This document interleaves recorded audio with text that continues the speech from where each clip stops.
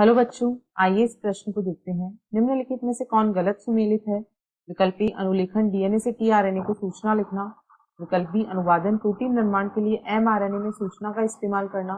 विकल्प सी दमनकारी प्रोटीन प्रकीन या एंजाइम संश्लेषण को रोकने के लिए प्रचालक को बंधित करना। या विकल्प डी ऑपेरोन संरचनात्मक जीन प्रचालक और उन्नायक।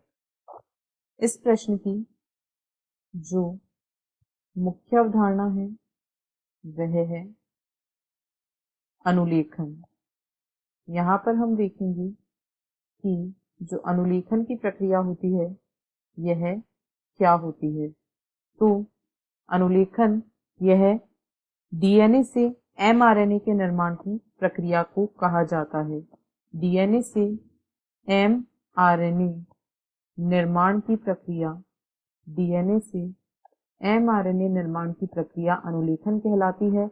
जो सूचना का प्रवाह होता है वह डीएनए से एमआरएनए तथा एमआरएनए से प्रोटीन की ओर होता है।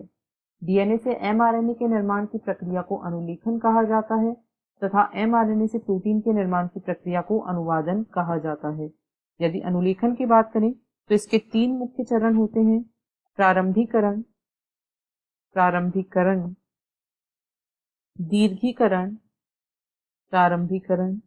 दीर्घीकरण तथा समापन।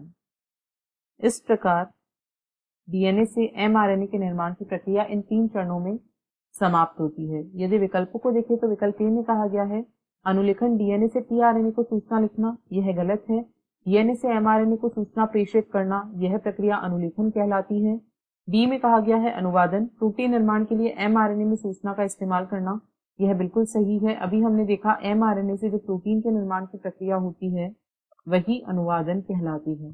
सी में कहा गया है दमनकारी प्रोटीन जो होती है यह एंजाइम के संश्लेषण को रोकने के लिए जो प्रचालक या ओपेरोन होता है उसे बंधित करने का कार्य करती है, जिसकी वजह से एंजाइम संश्लेषण जो है वह रुक जाता है।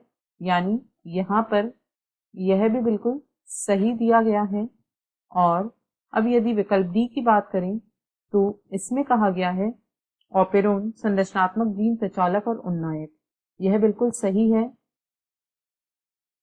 ऑपेरोन जो है यह जीन का समूह होता है जो एक प्रचालक या प्रमोटर के अंतर्गत कार्य करते हैं। इसमें संरचनात्मक जीन प्रचालक और उन्नायक होते हैं। यानी विकल्प ए इस प्रश्न का सही उत्तर है। आशा है आपको प्रश्न समझ आया होगा। धन्यवाद।